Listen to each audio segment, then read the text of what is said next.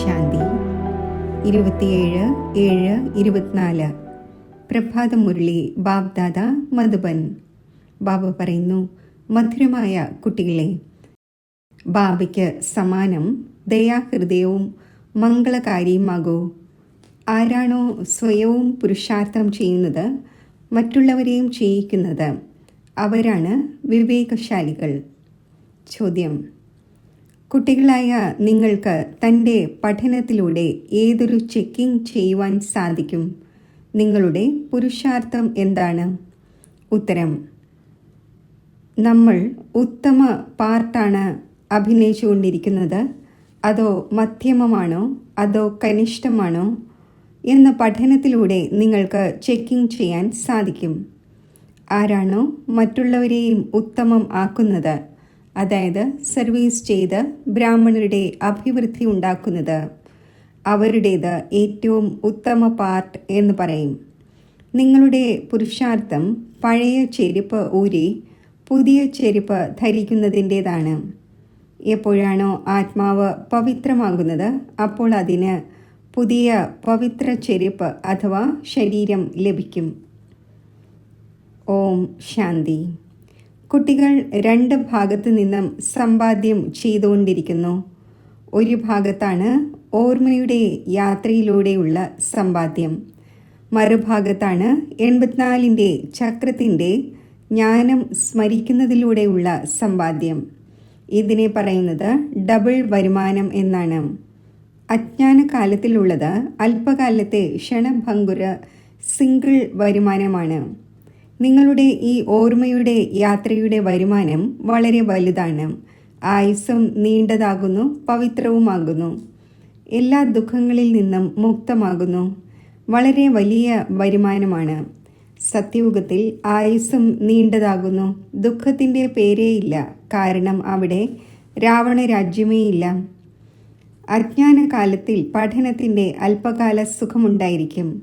രണ്ടാമതൊരു പഠനത്തിൻ്റെ സുഖം ശാസ്ത്രങ്ങൾ പഠിക്കുന്നവർക്ക് ലഭിക്കുന്നു. അതിലൂടെ ഫോളോവേഴ്സിന് ഒരു നേട്ടവുമില്ല.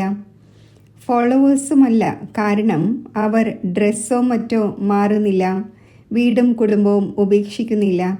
അപ്പോൾ ഫോളോവേഴ്സ് എന്നെങ്ങനെ പറയാൻ സാധിക്കും? അവിടെയാണെങ്കിൽ ശാന്തി, പവിത്രത എല്ലാമുണ്ട്. ഇവിടെ അപവിത്രത കാരണം ഓരോ വീട്ടിലും എത്ര അശാന്തിയാണുള്ളത്. നിങ്ങൾക്ക് ഈശ്വരൻ്റെ മതം ലഭിക്കുന്നു. ഇപ്പോൾ നിങ്ങൾ തൻ്റെ പിതാവിനെ ഓർമ്മിക്കൂ, സ്വയം ഈശ്വരീയ ഗവൺമെൻറ്റായി മനസ്സിലാക്കൂ. എന്നാൽ നിങ്ങൾ ഗുപ്തമാണ്. ഹൃദയത്തിൽ എത്ര സന്തോഷം ഉണ്ടായിരിക്കേണ്ടതാണ്. ഇപ്പോൾ നമ്മൾ ശ്രീമത്ത് പിന്തുടരുകയാണ്. ആ ഒന്നിൻ്റെ ശക്തിയിലൂടെ സദോ പ്രധാനം ആയിക്കൊണ്ടിരിക്കുന്നു. ഇവിടെ രാജ്യഭാഗ്യം നേടേണ്ടതില്ല. നമ്മുടെ രാജ്യഭാഗ്യം ഉണ്ടാകുന്നത് തന്നെ പുതിയ ലോകത്തിലാണ്. ഇപ്പോൾ അത് മനസ്സിലാക്കി കഴിഞ്ഞു. ഈ ലക്ഷ്മി നാരായണൻ്റെ 84 ജന്മങ്ങളുടെ കഥ നിങ്ങൾക്ക് പറയാൻ സാധിക്കും. ഏത് മനുഷ്യനായിരുന്നാലും, ആര് എങ്ങനെ പഠിപ്പിക്കുന്നവരായിരുന്നാലും, ഒരാൾക്ക് പോലും വരൂ, നമ്മൾ ഇവരുടെ 84 ജന്മങ്ങളുടെ കഥ പറഞ്ഞു തരാം എന്ന് പറയാൻ സാധിക്കില്ല. നിങ്ങളുടെ ബുദ്ധിയിൽ ഇപ്പോൾ സ്മൃതി നിലനിൽക്കുന്നു. വിചാരസാഗര മഥനവും ചെയ്യുന്നു. ഇപ്പോൾ നിങ്ങൾ ജ്ഞാന സൂര്യവംശിയാണ്. പിന്നെ സത്യയുഗത്തിൽ വിഷ്ണു വംശി എന്ന് പറയും. ജ്ഞാന സൂര്യൻ പ്രകടമായി. ഈ സമയത്ത് നിങ്ങൾക്ക് ജ്ഞാനം ലഭിച്ചുകൊണ്ടിരിക്കുകയാണല്ലോ. ജ്ഞാനത്തിലൂടെ തന്നെയാണ് സദ്ഗതി ഉണ്ടാകുന്നത്. പകുതി കൽപ്പം ജ്ഞാനം നടക്കുന്നു, പിന്നെ പകുതി കൽപ്പം അജ്ഞാനമാകുന്നു. ഇതും ഡ്രാമയിൽ അടങ്ങിയതാണ്. നിങ്ങളിപ്പോൾ അറിവുള്ളവർ ആയിരിക്കുകയാണ്. നിങ്ങൾ അറിവുള്ളവരാകുന്നതനുസരിച്ച് മറ്റുള്ളവരെയും തനിക്ക് സമാനം ആക്കുന്നതിൻ്റെ പുരുഷാർത്ഥം ചെയ്യുന്നു. നിങ്ങളുടെ പിതാവ് ദയാഹൃദയനും മംഗളകാരിയുമാണ്. അപ്പോൾ കുട്ടികൾക്കും ആകേണ്ടതുണ്ട്. കുട്ടികൾ മംഗളകാരി ആയില്ലെങ്കിൽ അവരെ എന്തു പറയും? ധൈര്യം കുട്ടികളുടേത്, സഹായം ബാബയുടേത് എന്ന മഹിമയുമുണ്ടല്ലോ. ഇതും തീർച്ചയായും വേണം. ഇല്ലെങ്കിൽ സമ്പത്ത് എങ്ങനെ നേടും? സർവീസ് അനുസരിച്ച് സമ്പത്ത് നേടുന്നു. ഈശ്വരീയ മിഷൻ ആണല്ലോ. ഏതുപോലെ ക്രിസ്ത്യൻ മിഷൻ, ഇസ്ലാമികളുടെ മിഷൻ ഉണ്ട്. അവർ തങ്ങളുടെ ധർമ്മത്തെ വികസിപ്പിക്കുന്നു. നിങ്ങൾ തൻ്റെ ബ്രാഹ്മണ ധർമ്മത്തെയും ദേവതാ ധർമ്മത്തെയും വികസിപ്പിക്കുന്നു. ഡ്രാമ അനുസരിച്ച് കുട്ടികളായി നിങ്ങൾ തീർച്ചയായും സഹായികളാകും. കഴിഞ്ഞ കൽപ്പത്തിൽ ഏതൊരു പാർട്ട് അഭിനയിച്ചിരുന്നുവോ അത് തീർച്ചയായും അഭിനയിക്കും. നിങ്ങൾ കണ്ടുകൊണ്ടിരിക്കുകയാണ്.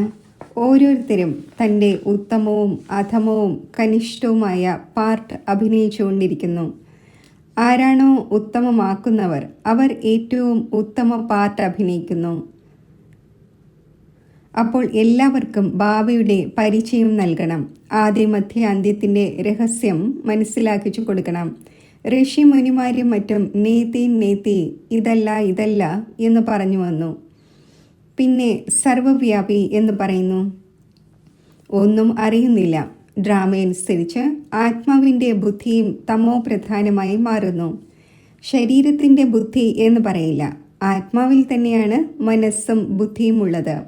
ഇത് നല്ല രീതിയിൽ മനസ്സിലാക്കിയ ശേഷം കുട്ടികൾ ചിന്തിക്കണം.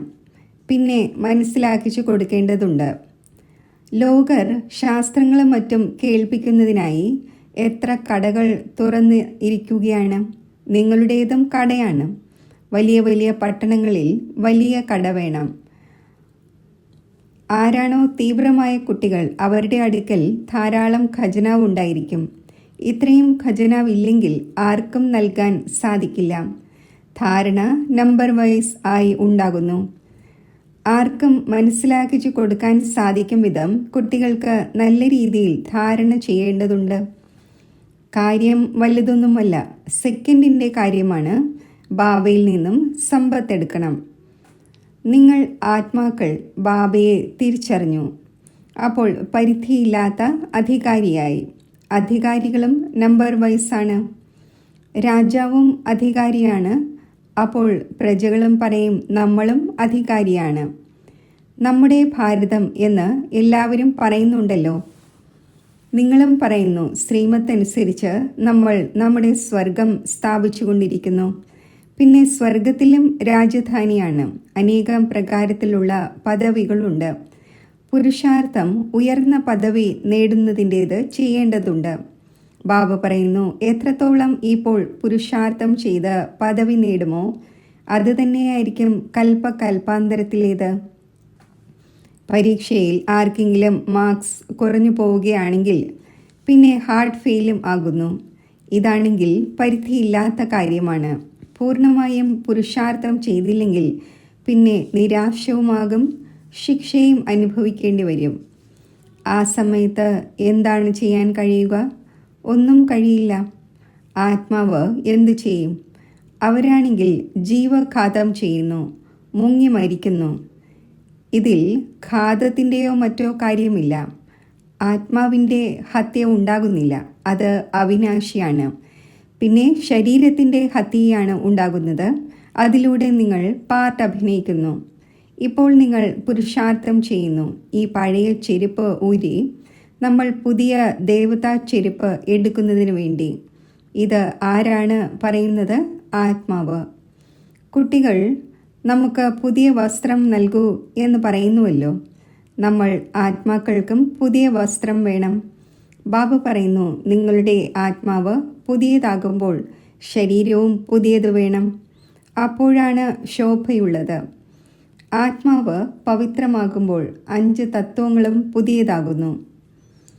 5 തത്വങ്ങളുടെ ശരീരമാണ് തയ്യാറാകുന്നത്. ആത്മാവ് സദോപ്രധാനമായിരിക്കുമ്പോൾ ശരീരവും സദോപ്രധാനമായത് ലഭിക്കുന്നു. ആത്മാവ് തമോ പ്രധാനമാണെങ്കിൽ ശരീരവും തമോ പ്രധാനമാണ്. ഇപ്പോൾ മുഴുവൻ ലോകത്തിൻ്റെയും പാവ തമോ പ്രധാനമാണ്. ദിനം പ്രതിദിനം ലോകം പഴയതായിക്കൊണ്ടിരിക്കുന്നു, വീണുകൊണ്ടിരിക്കുന്നു.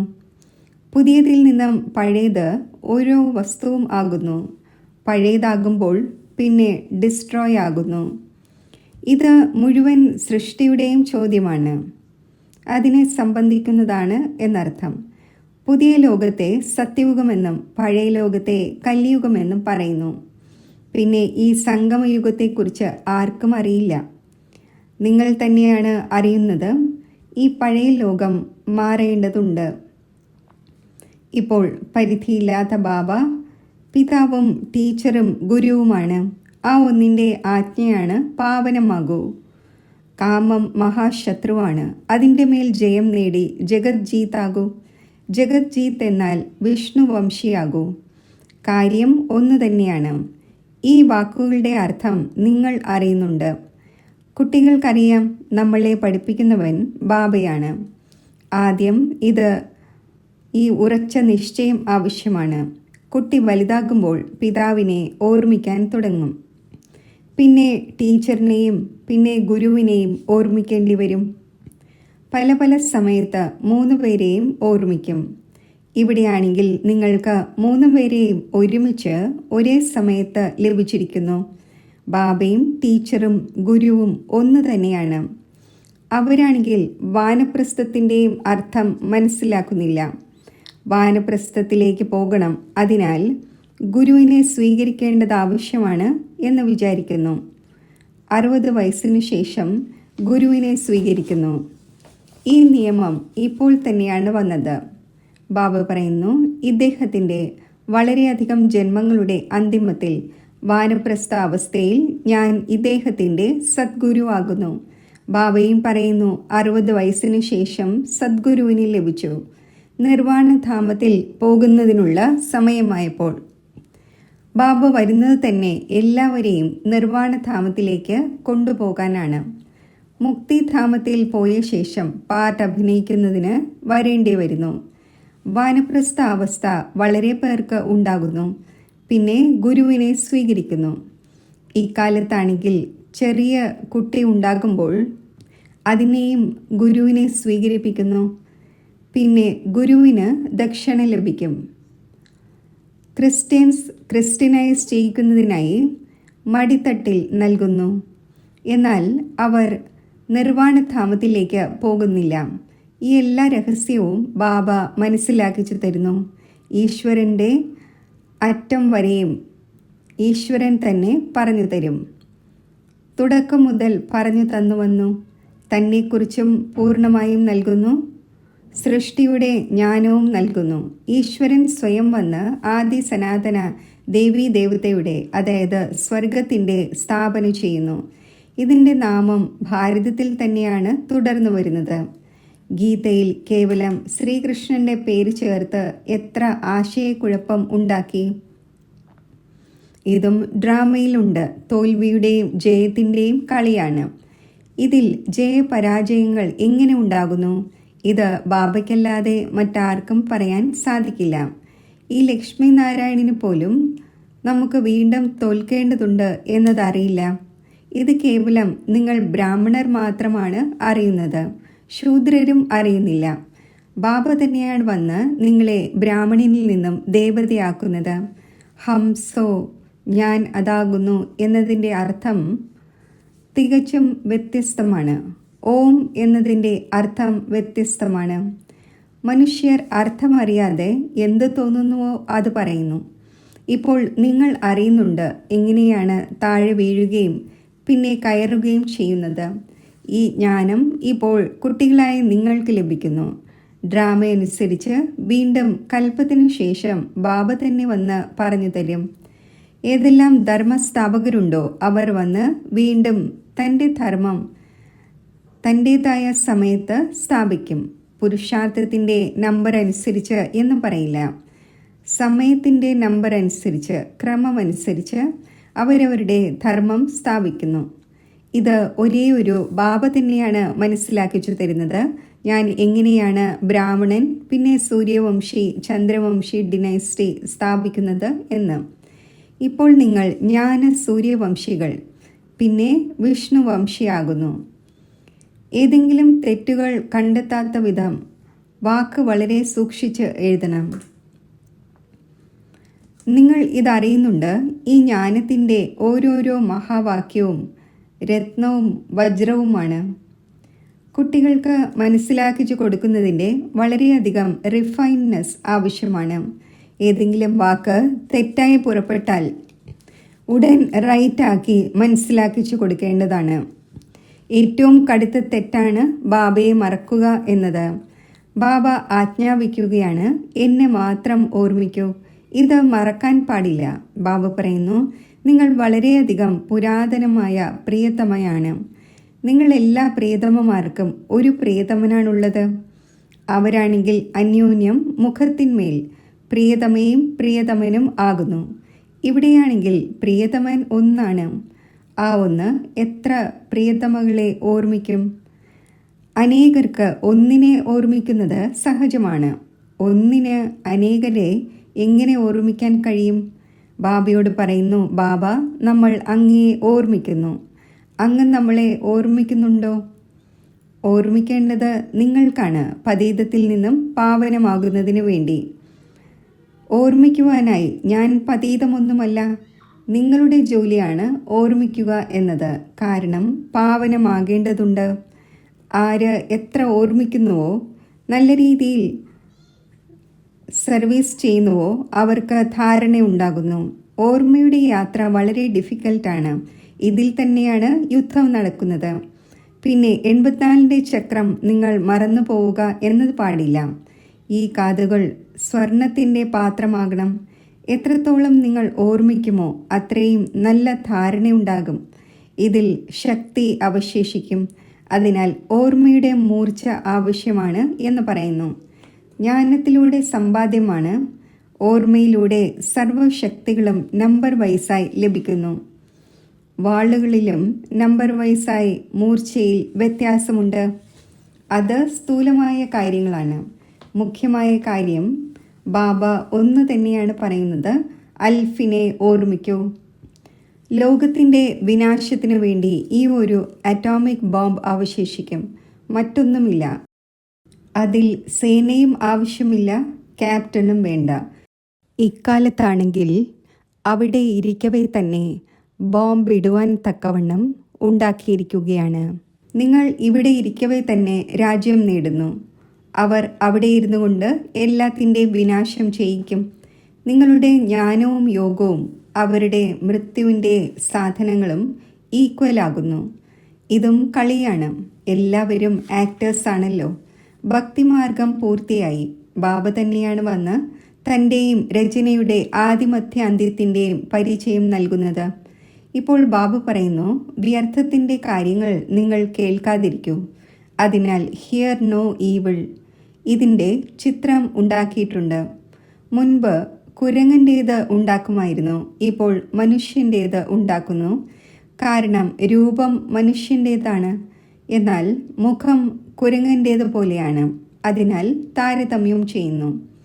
ഇപ്പോൾ നിങ്ങൾ ആരുടെ സേനയാണ്? ശിവ് ബാബയുടെ. കുരങ്ങനിൽ നിന്നും നിങ്ങളെ ക്ഷേത്രത്തിൽ ഇരിക്കാൻ യോഗ്യമാക്കിക്കൊണ്ടിരിക്കുന്നു. എവിടെയുള്ള കാര്യങ്ങൾ എവിടേക്ക് കൊണ്ടുപോയിരിക്കുന്നു? വാനരന് സേതുബന്ധനം, പാലം പണിയുവാൻ സാധിക്കുമോ? അതെല്ലാം കെട്ടുകഥകളാണ്. നിങ്ങൾ ശാസ്ത്രങ്ങളെ അംഗീകരിക്കുന്നുണ്ടോ എന്ന് എപ്പോഴെങ്കിലും ആരെങ്കിലും ചോദിച്ചാൽ പറയൂ, ആഹാ, ശാസ്ത്രങ്ങളെ അംഗീകരിക്കാത്ത ആരാണുള്ളത്? നമ്മൾ ഏറ്റവും അധികം അംഗീകരിക്കുന്നു. എത്രത്തോളം നമ്മൾ പഠിക്കുന്നോ അത്രയും നിങ്ങൾ പോലും പഠിക്കുന്നില്ല. പകുതി കൽപ്പം നമ്മൾ പഠിച്ചിട്ടുണ്ട്. സ്വർഗത്തിൽ ശാസ്ത്രത്തിൻ്റെയും ഭക്തിയുടെയും ഒരു വസ്തുവും ഉണ്ടായിരിക്കില്ല. എത്ര സഹജമായി ബാബ മനസ്സിലാക്കിച്ചു തരുന്നു. എന്നിട്ടും തനിക്ക് സമാനമാക്കാൻ സാധിക്കുന്നില്ല. കുട്ടികളുടെയും മറ്റും ബന്ധനം കാരണം എവിടെയും ഇറങ്ങാൻ സാധിക്കുന്നില്ല. ഇതും ഡ്രാമ എന്ന് തന്നെ പറയും. ബാബു പറയുന്നു, ഒരാഴ്ചയോ 15 ദിവസമോ കോഴ്സ് എടുത്ത ശേഷം തനിക്ക് സമാനം ആക്കുന്നതിൽ മുഴുകണം. വലിയ വലിയ പട്ടണങ്ങളിലും ക്യാപിറ്റലിലും ചുറ്റി വളയണം. പിന്നെ അതിൻ്റെ ശബ്ദം പുറപ്പെടും. വലിയ വ്യക്തികളില്ലാതെ ഒരു ശബ്ദവും പുറപ്പെടുക സാധ്യമല്ല.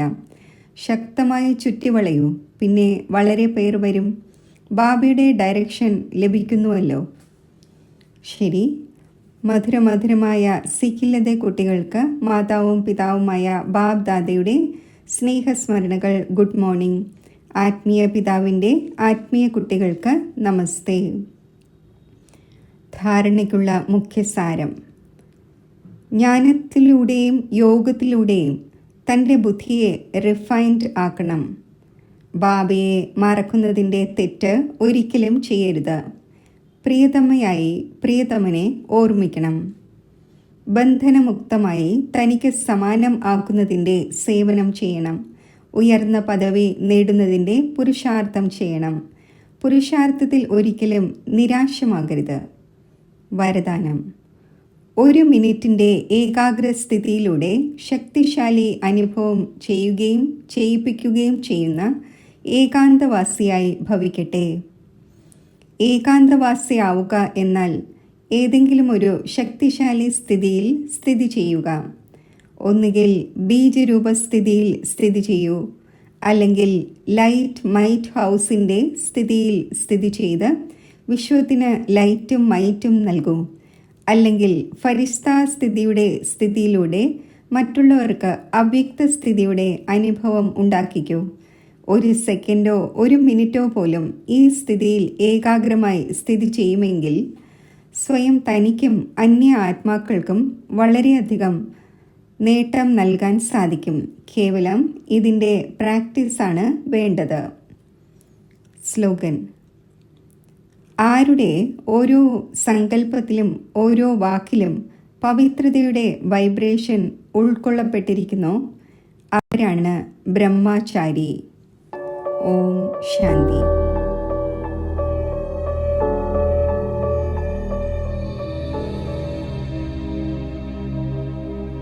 ഞാൻ ശാന്തസ്വരൂപ ആത്മാവാണ്. ശാന്തത എൻ്റെ നൈസർഗിക ഗുണമാണ്.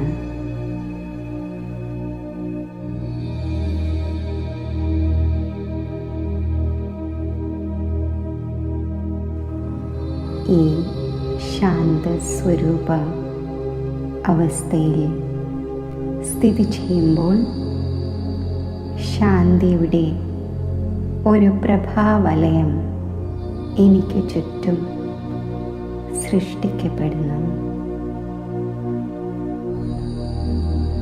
എന്നിൽ നിന്നും ശാന്തിയുടെ പ്രകാശവീചികൾ നാനാ ദിശകളിലേക്കും വ്യാപിച്ചുകൊണ്ടിരിക്കുന്നു.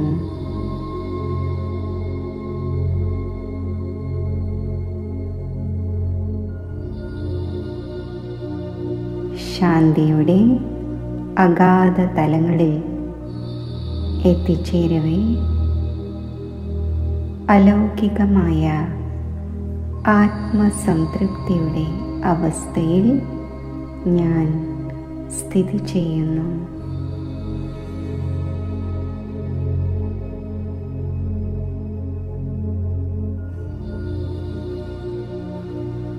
ആത്മാനുഭൂതിയുടെ ആഴങ്ങളിൽ സ്ഥിതി ചെയ്യുമ്പോൾ ശിവബാബയുടെ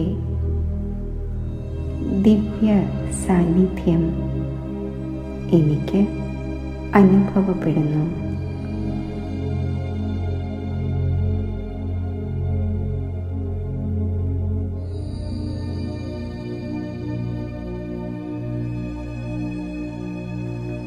ജ്ഞാന സൂര്യനായ ശിവബാബയിൽ നിന്നും ദിവ്യ പ്രകാശകിരണങ്ങൾ ദിവ്യ ബുദ്ധിയിലൂടെ ഞാൻ ഗ്രഹിക്കുന്നു.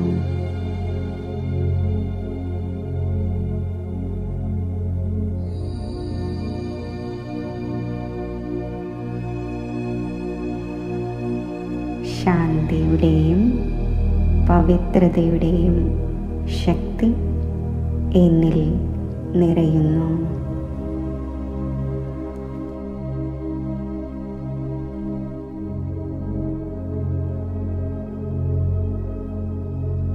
ശാന്തിയുടെയും പവിത്രതയുടെയും ഈ ദിവ്യപ്രകാശം സ്വീകരിച്ച് ഞാൻ വിശ്വത്തിലെ ആത്മാക്കൾക്ക് ദാനം ചെയ്യുന്നു.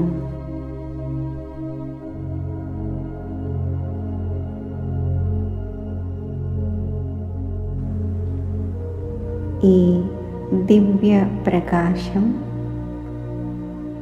സമസ്ത വിശ്വത്തിലെ ആത്മാക്കളെയും സ്പർശിക്കുമ്പോൾ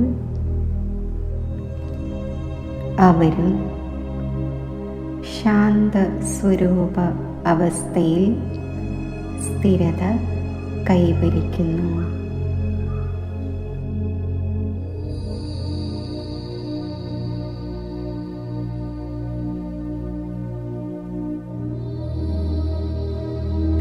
ശാന്തിയുടെ സാഗരമായ ശിവപരമാത്മാവുമായി മാനസികമായി സംയുക്തമായിരുന്ന് ശാന്തിയുടെ കിരണങ്ങൾ വിശ്വമാകെ പ്രസരിപ്പിക്കുമ്പോൾ വിശ്വം മുഴുവനും പരമാത്മാ ശാന്തിയുടെ പ്രഭാവത്താൽ ശാന്തിയാകുന്ന ഗുണത്താൽ സമൃദ്ധമാകുന്നു.